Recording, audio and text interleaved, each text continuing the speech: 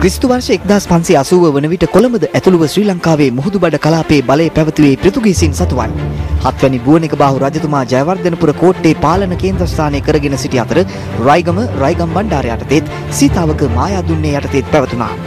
බුවනිකබාහු රජු පෘතුගීසි හිත ඇති ප්‍රතිපත්තියක් අනුගමනය කිරීම ඔහුගේ දෙසොහොයුරන්ගේ සිත් ගත්තේ නැහැ. රජු 80 වැනි විය සපුරද්දී දොන් ජුවන් ධර්මපාල කුමරුට රජකම හිමි වුණා. 1562 අගෝස්තු මාස 20 වෙනිදා ධර්මපාල රජුගේ ස්වදේශික හමුදාව සහ පෘතුගීසි හමුදාව සීතාවක ආක්‍රමණය කිරීම සඳහා කඳවුරු බැඳගත්තේ අඹතලේ හේවාගත වෙල නැමැති ස්ථානයේ. එහි කඩා වැදුණු සීතාවක මායාදුන්නේගේ පුත් ටිකිරි කුමරු, කොරතොට කුරුප්පු ආරච්චි, අදුරුගිරියේ ආරච්චි සහ අංගම් ශිල්පීන් පිරිසක් 1562 අගෝස්තු මාස 23 වෙනිදා අලුයම දරුණු ප්‍රහාරයක් එල්ල කළා. පෘතුගීසින් 1600 දෙනෙකු එහිදී මිය ගිය බවත් මුල්ලේරියාව විලේ වතුර ලේඩ හැරුණු බවත් ඉතිහාසයේ සඳහන්.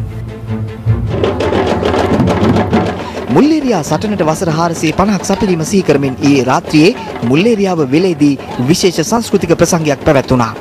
ඒ කොටිකාවත්ත මුල්ලේරියාව ප්‍රාදේශීය සභාව, රාජ්‍ය ආරක්ෂක අමාත්‍යාංශය, ජාතික තරුණ සේවා සභාව ඇතුළු ආයතන කීපයක මූලිකත්වයෙන්. එහිදී කොරතොට ඇඟේ මැඩිල්ල රණපිල කණ්ඩායම ඉදිරිපත් කළ මේ අංගම්පුර සංදර්ශනය 450 වසරකට පෙර අතීත මතක යලි සිහිගැන්වූ බව නම් නොරහසක්.